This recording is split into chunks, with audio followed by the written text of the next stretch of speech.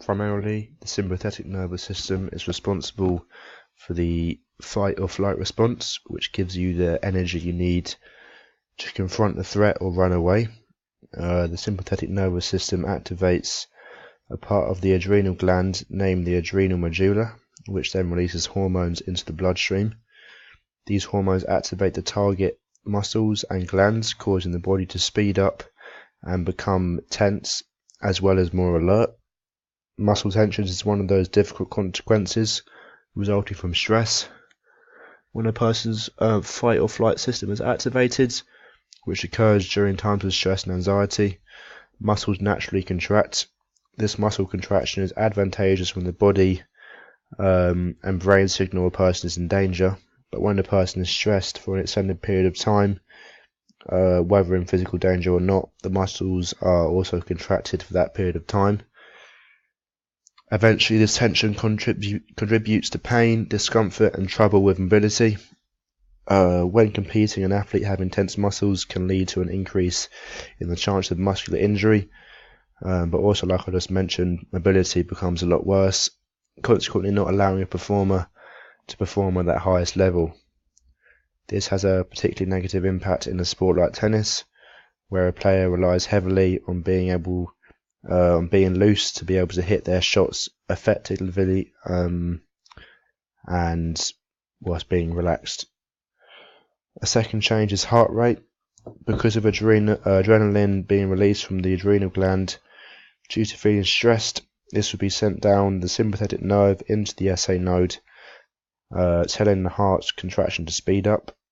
The speeding up of the contraction of the heart will additionally cause an increase in blood diversion to the muscles to provide more O2.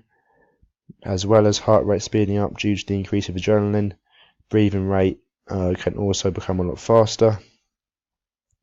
All of these things could be happening to a football player just before they play a really big game due to this build-up of stress. However, once the stress is passed and the game starts, the parasympathetic nervous system kicks in, helping you to relax more. It does this by helping slowing down the heart rate and breathing rate to an appropriate rate for performance. It also relaxes the muscles to increase mobility, and it also helps to decrease body temperature. So finally, there are 3 theories that give a view on why there are changes in behaviour towards people taking part in exercise. These theories are the health belief model, the trans-theoretical model, and the theory of planned behaviour. So firstly, the health belief model is a person's own perception on changing behaviour in a healthier way. The best way to describe this is to use a situation of a doctor giving advice to someone that is at high risk of getting diabetes due to their poor diet. So let's say the doctor tells them, if you carry on eating McDonald's 4 times a week, you are at risk of getting diabetes. Therefore, I'm going to need you to refer you on to a nutritionist in order to improve your diet. The client could have 2 different reactions to this. They could either trust what the doctor says and make a change, or they could disagree with the doctor, ignore their advice they've been given, and carry on eating the way they do. As part of the model, this is known as perceived benefits. It is the belief in how effective advice, medicine, or action will be in improving or preventing a health condition. As well as perceived benefits, there is also individuals' perceived severity. So linking back to my example of the doctor and the client will have their own perceived severity on how serious diabetes is and the health implications it will have on them. This is a personal perception, but generally in society you would expect there to be a similar awareness of the severity of particular conditions. Moreover, perceived barriers as part of the health belief model is an individual's perception on the difficulties they would encounter in taking the advised actions, including both physical and psychological barriers. Finally, perceived susceptibility is an individual's assessment of the likelihood of them getting the given condition. So from our study, we found that 100% of people believe that they can pick up a health condition while not participating in exercise. This showing that people have a high perceived susceptibility towards illness. This is backed up by 50% of our research population believing that the severity of this illness or condition will be an 8 on a scale of 1 to 10. Finally, 100% of people stated that they would take the advice given to them on how to improve from a condition. This shows that people we asked were perceptive of things that could go wrong. Saying this though, our research population was young, intelligent people, so we might expect to see a change in results if we asked a broader range of people. The theory of planned behaviour is made up of three components: a person's attitude to so their personal willingness and drive to participate in sport; a person's subjective norms, which is what is considered to be socially acceptable by individual friends and family; and finally, perceived behaviour control, which is how difficult or easy a sporting activity is to access and complete for them.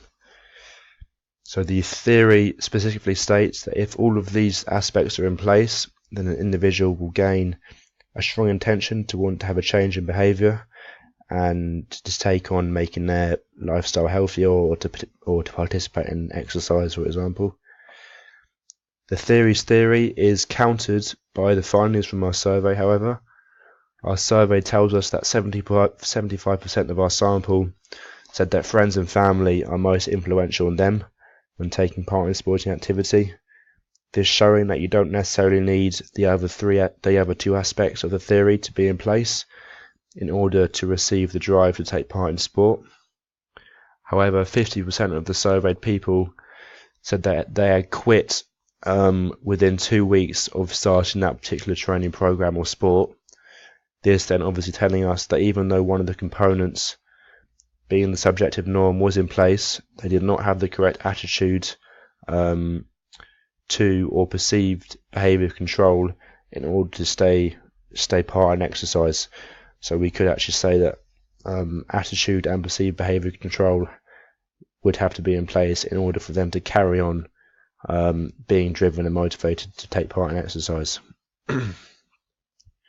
So finally, the trans-theoretical model states that to change behaviour, a person must first go through a series of changes.